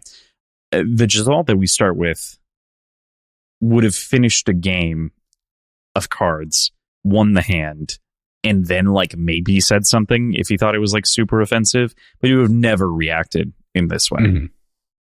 He would have used it to his advantage, let them keep talking and being distracted in this game. You know? Yeah. But yeah, again, showing that he is kind of making a break with the boys as like being one of the boys. Right. Yeah. So he storms away and listens kind of like a petulant teenager to the reasoning for his reaction and sort of their reactions from down in the tunnel, kind of pouting a little bit as they piece together that maybe he's in love with her, and he takes it to his little classist heart hurt, wondering how she did this to him, and he falls back into the same trap he did with fencing and decides it's just time to prove he likes her. Yep. To the point of where he doesn't even open the note that she slid under his door because he's confident that it's negative, which is interesting. Mm-hmm. You know, if somebody were really inclined, seems like they could probably get Giselle to do basically anything they want. Somebody really wanted to. I think he's pretty manipulatable if people know what buttons to push. Yeah. It does certainly seem like he's a little bit more easy to pick at. Mm-hmm. Cool. All right. With that, we move into our second to last chapter of the week, The Seed. We come to Glokta in a dream, a hellscape of sorts, as he's confronted by a variety of faces who eventually coalesce seemingly into a dark, pale shadow of a woman asking for the seed, seeking it, as he's strangled in his sleep, reflecting on the contents of the scroll he'd recovered earlier. This is I feel weird even trying to describe this dream sequence because it is so out of left field. And just sort of even in the way it's described, it's meant to be eerie and confusing. And I'm curious as to where your brain went on it. It's super like shifting, and the first woman that's at his bed is his mother, right? Mm-hmm. I think, and I don't know. Glocta's dream sequences have so far, I think, 2 of them. Both of them super interesting, pretty fucked up. But man, why am I always like, can I not just take something fucked up happening at face value and just say that their brain is fucked? Like, it just feels like there's something influencing his dreams, and I don't know, the all-important seed and this piece of paper that he stole from the university. Which, but what even is the seed? We don't even know what the seed is. The keeper of the tomes. Oh yeah, pretty directly. Historian. Yeah, right. Yeah, I don't know. It just seems like these fucked up dreams are not originating in his head. I think they're being planted there. Okay. So he freaks out as a portion of the stream. He's done this kind of before, but not nearly to the degree that he does, of course. Falls out of bed injured and reflects on his condition as well as his state in response to that nightmare, blaming it on the way his day went and everything therein. After being bandaged up, Barnum, of course, calling for a surgeon, his older... Very interesting that like a 30-year-old is being taken care of by I assume like a 60 or 70-year-old man. A fascinating servant dynamic. Yep. As far as that goes, kind of sad. But Barnum's a great guy and of course is helping him out and doing his duty. Glocta meets up with Severard and they find an absolute mess of a crime scene where seemingly all that is identifiable in any way of the remains is afoot. Oh, no. It's so gross. Just the description of the mass of flesh in general is pretty disgusting, but it doesn't feel connected to this, but it feels fitting that it just happened in the previous chapter. That bones to water killing of the eater by Yulway.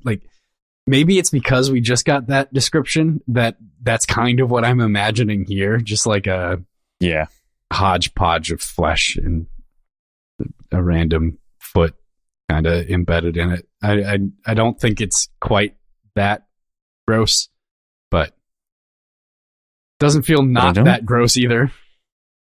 Yeah. Yeah, it doesn't feel not that gross, for sure.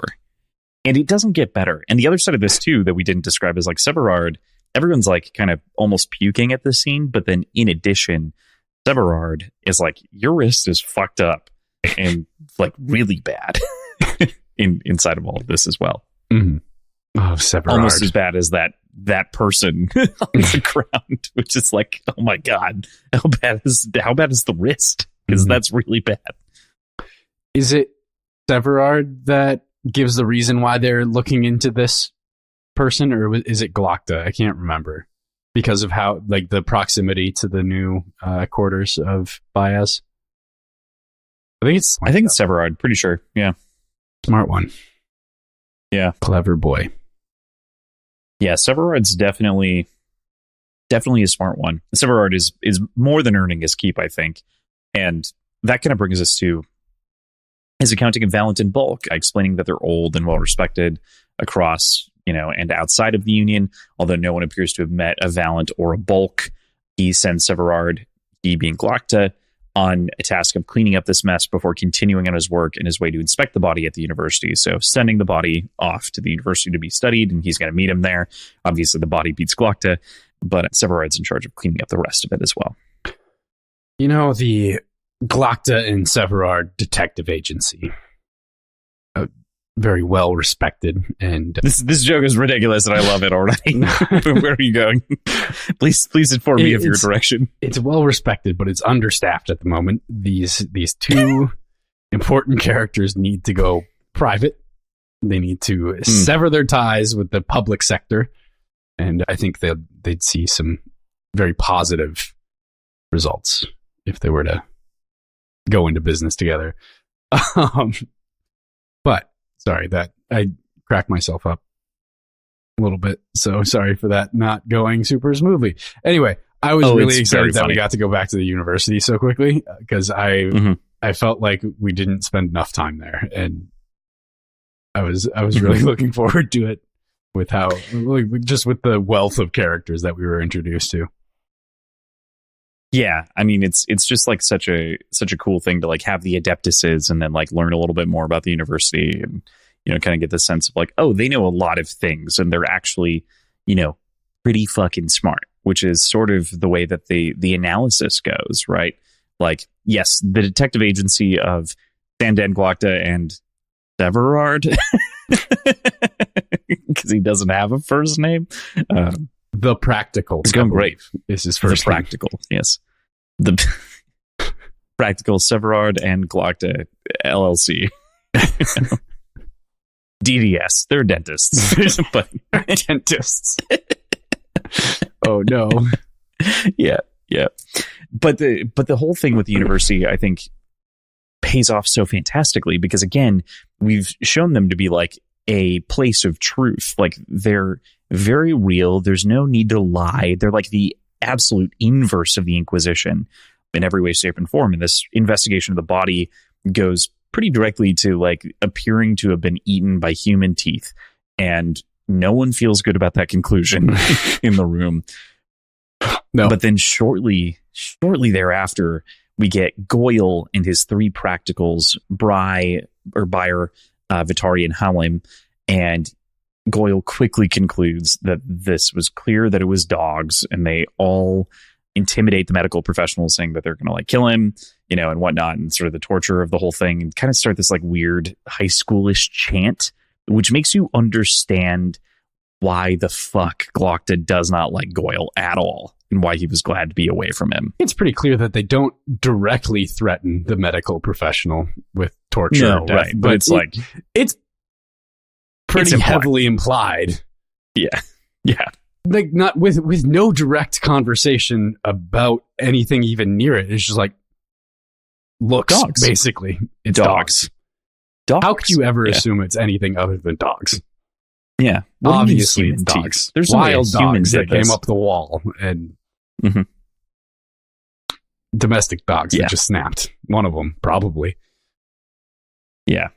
It just reiterates the fact that like while Glokta will get whatever needs to be done accomplished to like keep himself alive, he is kind of like an investigator of truth. Like he really actually desires to know the truth.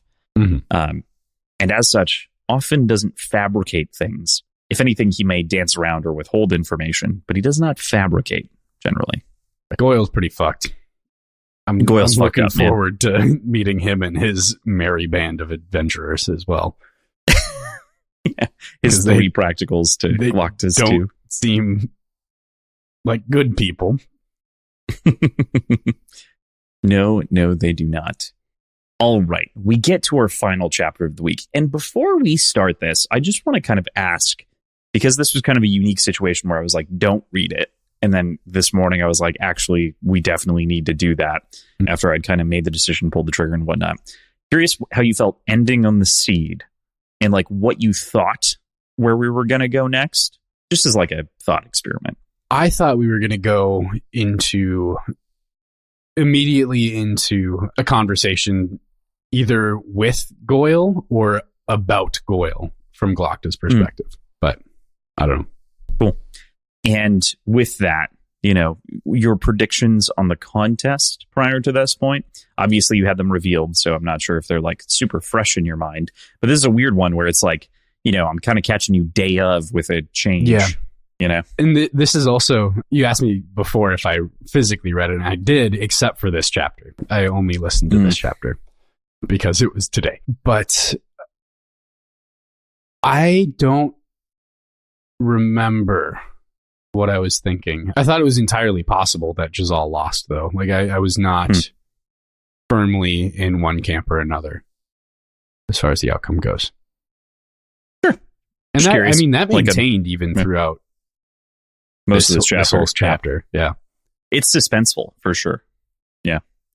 All right. Well, with that, let's hop into this final chapter then and break it down. It's a long one, so, I'm not expecting this to, be like a super long chunk of the episode, but there's a lot of stuff to talk about. So, yeah. Never bet against a Magus.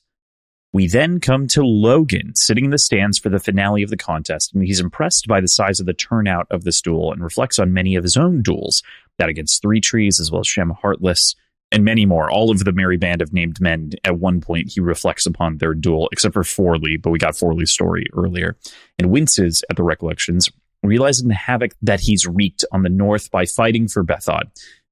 We come then to the intent of this chapter, a bet between Baez and Logan on who will win the final round of the contest. Logan for Gorst and Baez for Luthar on their honor. And I particularly appreciate the way that this little chunk of Logan's perspective ends with a line, Logan never had too much of that, and the little that he did have, he didn't care about losing.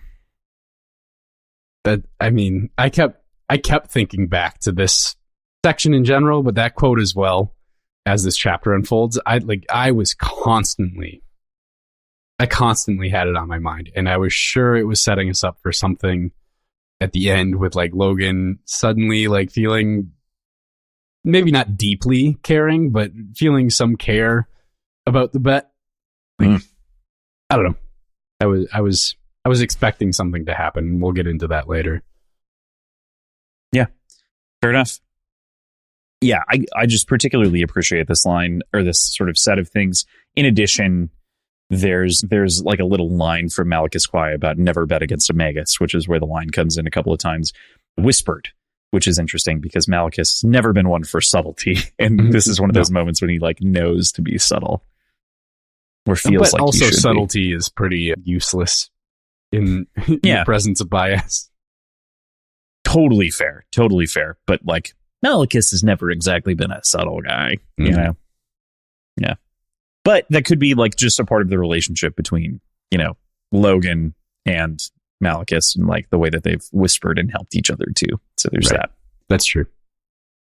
So we then switch perspectives over to Jazal for the perspective of the duel itself. And Jazal is immediately pressed on the back foot by Gorst's heavy steals until eventually Jazal gives the first point to Gorst. They continue and he scores the second point, just absolutely beat to hell as he gets it in the ribs.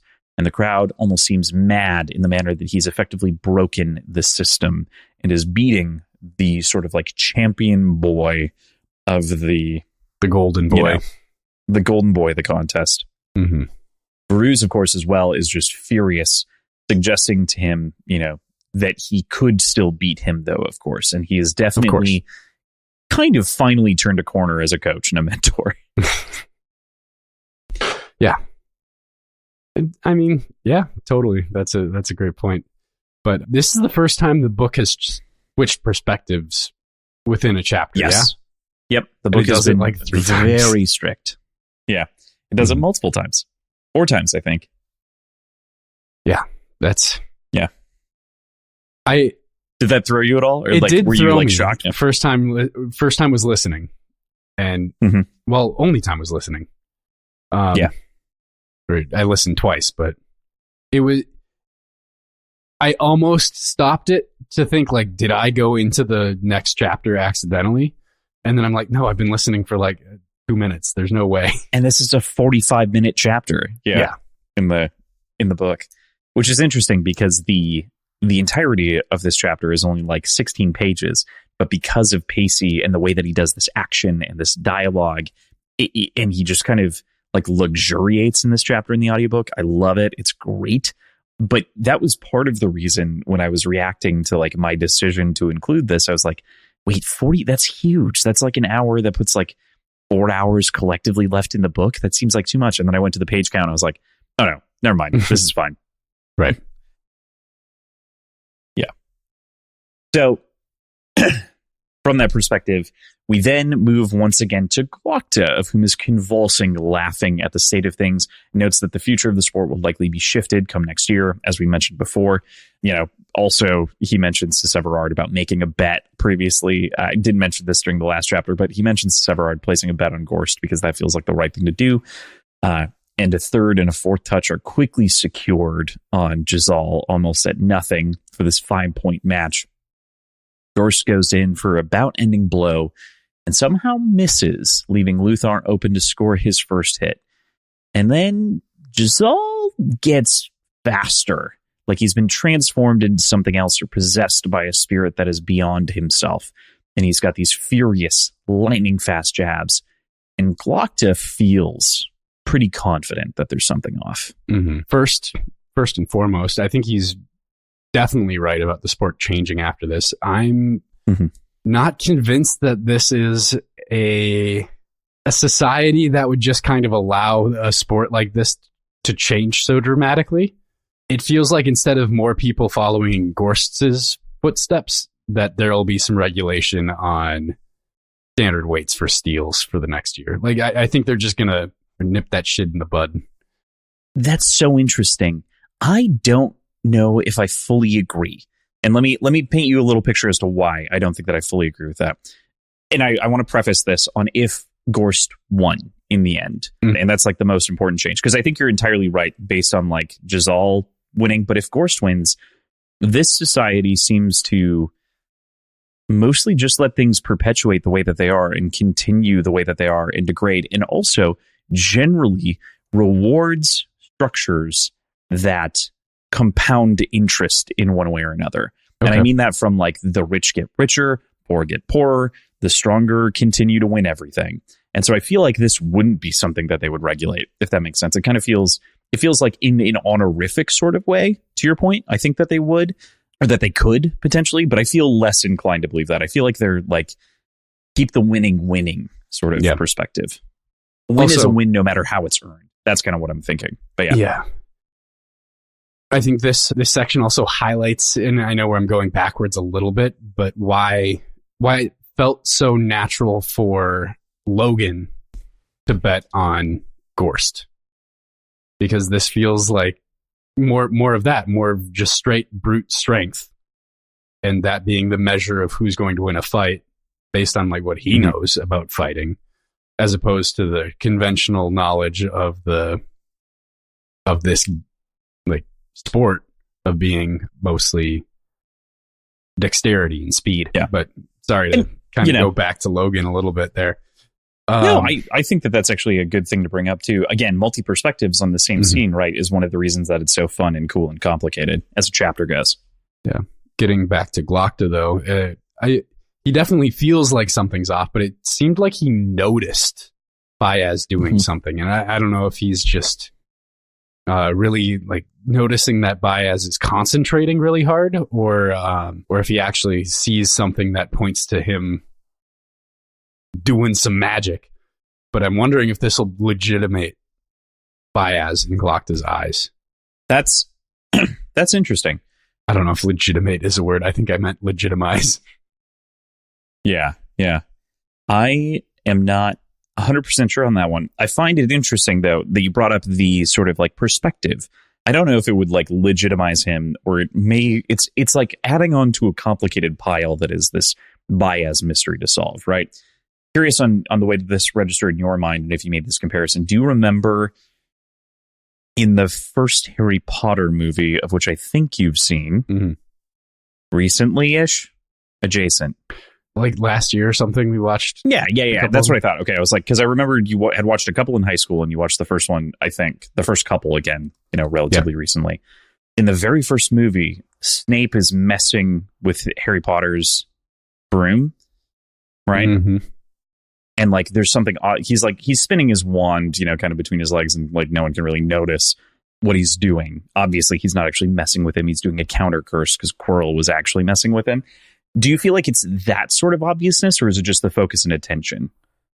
Like, it's not, obviously he's not waving a wand around or anything like that, but like, to what degree would you ascribe? I think that's a really good call. Glocta's curiosity. Making that connection. Just I think it's probably something similar to that. It's just that he points out, he's like, nobody else notices because nobody else is watching, but he noticed. And it doesn't really get more detailed than that. Sure. So, yeah. But I like that read on it. Like, he's just noticing some intentional concentration thing, by all accounts. On the side of like the comparison, I don't think that there's no borrowing or anything like that there. But I do find it interesting nonetheless. That as sort of a ruler stick here. But yeah, we then move from Glocta once again into Logan. And we get another Loganism as he switches perspective, saying, "Say one thing for the first of the Magi. Say he's a cheating bastard." To which the bastard replies, "Whoever said he wasn't?" As we see the Magi clearly influencing the duel with his high art and empowering Jazal to be better. This familiar sort of cloud of art in the air.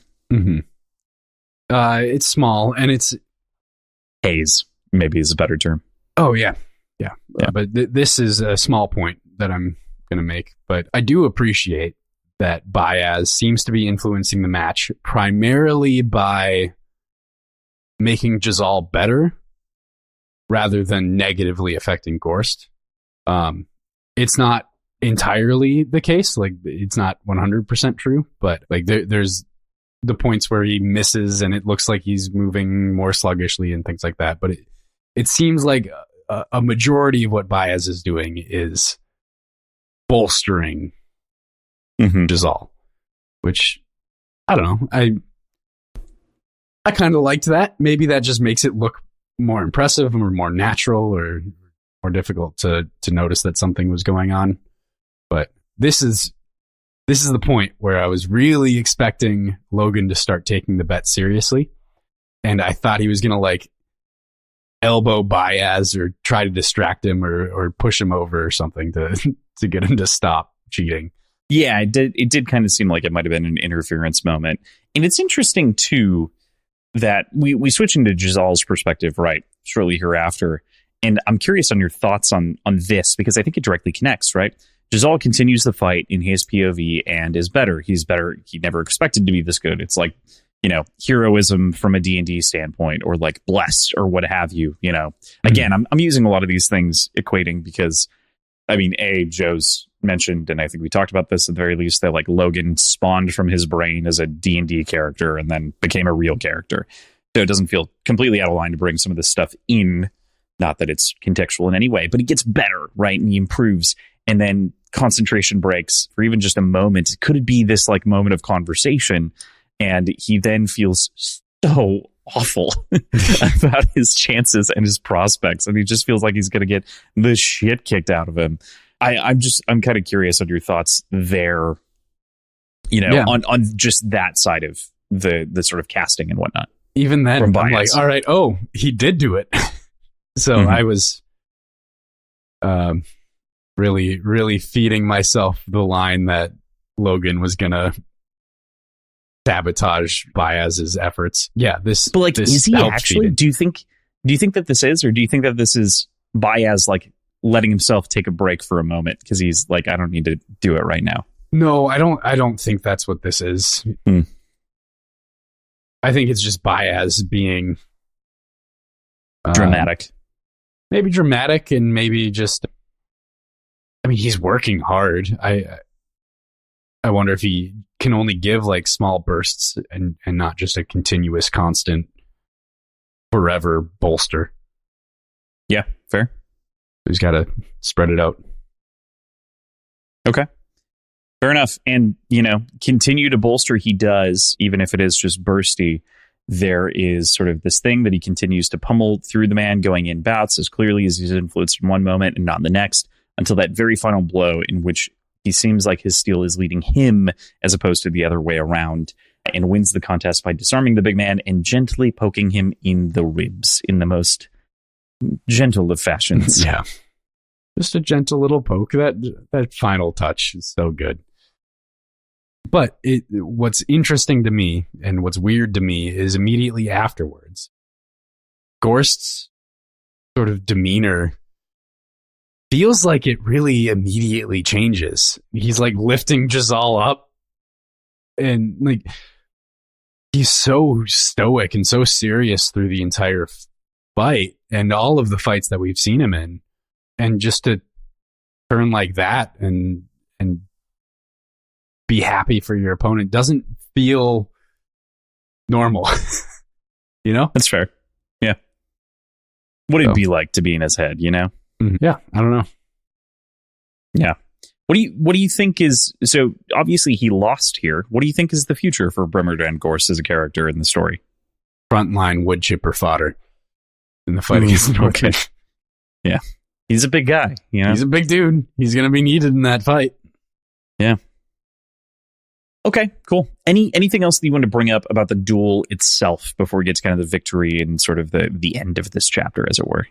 We don't really get anything else from Glokta, do we? He doesn't. No, it's just that one interjection. Yeah. He doesn't say anything to Jazal, and we don't see anything else. So, yeah, no, I don't think so. Okay. All right. We then move to the victory of it all as Varus proudly claps Jazal on the back, saying, "I knew you could do it," having not really believed in him much at all the whole time. West, meanwhile, is very impressed by the outcome and his friend's success. I think it's great. It's wholesome. I mean, West has always kind of been in his corner, despite maybe being standoffish and a little bit quick to anger at times, which is its own thing. Jazal's father is here as well and is incredibly impressed by it all. Seems very impressed by his son, which I think is like really heartwarming, considering we haven't heard that much about his dad outside of the fact that obviously he paid for him to have this commission, and it's really important that he doesn't like dishonor the family by doing stupid shit. But that's about the extent of it, you know. Not being caught doing stupid shit. Right. Fair point. Baez tells Jazal that it's almost this like magical performance of sorts and that they'll catch up later. But Jazal's father, when Baez approaches, kind of like turns white like a ghost. I'm curious as to what you think is going on there. Yeah, just in general, I'm excited to learn more about Jazal's father and what's going on with that family in general. But this connection to Baez, feels like more than just normal recognition. I'm wondering what sort of personal dealings they've had in the past. Seems like a guy that has had a lot of personal dealings, given I mean, Mercer's thing. Right? Yeah, Ruse. Yeah. I think there was somebody else. Maybe not. I don't know. Yeah, it was Salem Ruse, which via the Mercers, I think, and Baez, obviously here, maybe. And I think, to your point, I think there was one other one. Might have just not been coming Ruse. to mind. Yeah. Might have just been Ruse mentioned twice. Could have done it. But yeah, fair enough. Jazal, from that moment, is quickly whisked away to meet the king, and the king mistakes him for his son, Reynault. Specifically, his son, the Crown Prince Reynault, right? Yeah. Crown Prince Reynault. Or is Crown Prince Ladislaw? Who's present. Yeah, who's literally there. And the rest of the royal box is pretty upset about that in the moment. The old man blubbers that Ladislaw is going to need his help. Yeah, Crown Prince Ladislaw Reynault is, because he's not going to know what to do with so heavy a weight of the crown, as Therese, the queen to be, potentially prospective, looking at her prospective father-in-law, sneers at this whole ordeal. Jazal pats the king on the back, as Jazal notes this to be, without a doubt, the most embarrassing moment of his entire life, as he hugs the king of the Union. Fuck, man. That's not a fun interaction. Like, the most powerful person and his family, despite who this guy actually is on a personal level, on a like political level, how important he is. I am just frankly shocked and impressed that the whole family didn't seem to undeservedly point their ire for the situation towards Jazal. Like, that would have been really easy for like Jazal to take all of the heat for this situation. As far as I can tell, that didn't really happen. No, it doesn't seem like it. Yeah. It seems like it's pointed at the king because they're like, God, this is why we keep him in a closed room, because what the fuck? Dealing with dementia. Stop it. Just dumb. Yeah, right, exactly. Oof.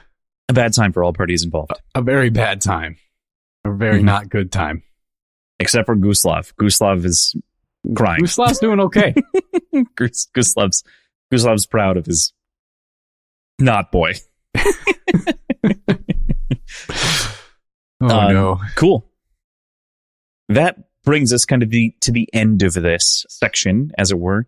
I'm curious, anything else you wanted to add in here or that we missed on the side of the duel or chapters or anything that you want to bring up?